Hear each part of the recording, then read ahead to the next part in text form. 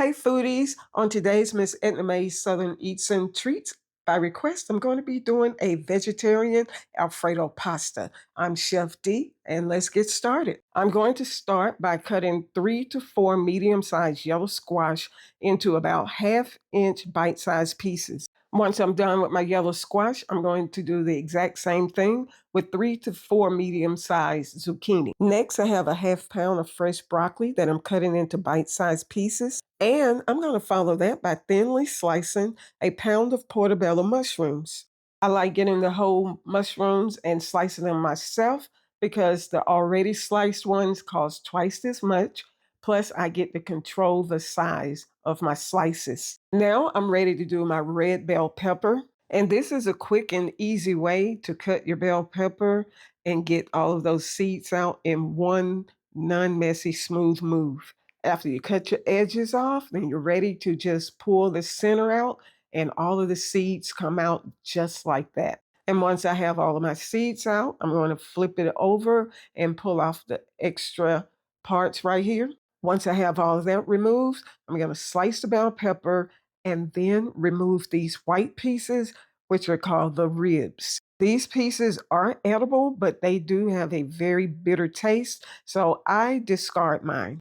Once all of the ribs are removed, slice the bell pepper into thin strips. And once done, I'll do the exact same thing with the yellow bell pepper as well as the green bell pepper. I like using all 3 colors because they each have their own delicious flavor. Now I'm ready to start cooking my vegetables. I drizzle in some extra virgin olive oil on a medium-high heat and started with the broccoli because that takes the longest to cook. Then I added in my yellow squash, get it nice and blended in together, and add in the zucchini.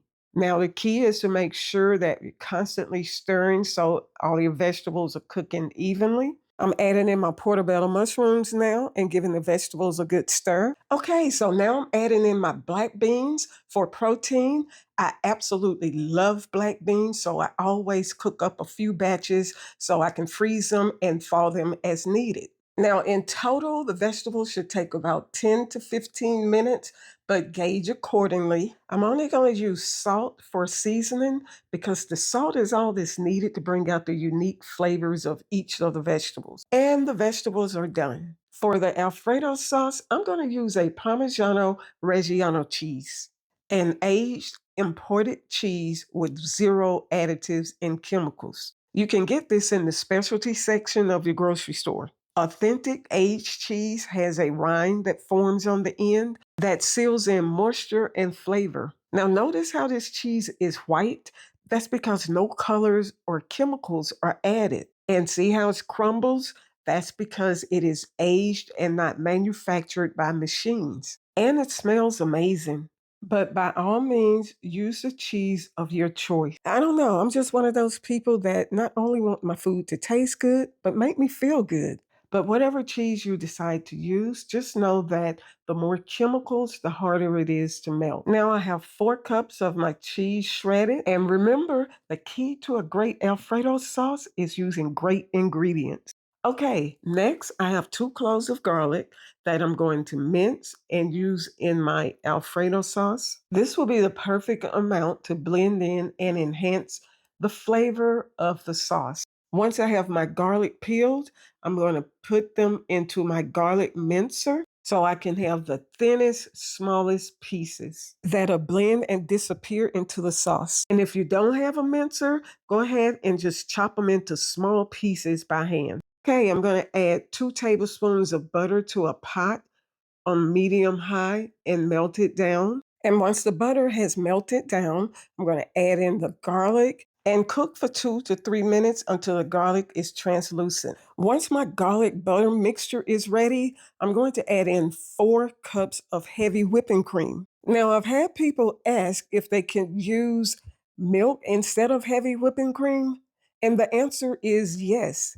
But just know that the sauce will not be as thick and creamy with milk as opposed to using heavy whipping cream. Okay, so I've reduced the heat down to medium and I'm going to stir the mixture until it's good and blended. Once I have my mixture blended well, I'm going to let it sit and simmer until the mild bubbling starts, and then I'll stir again.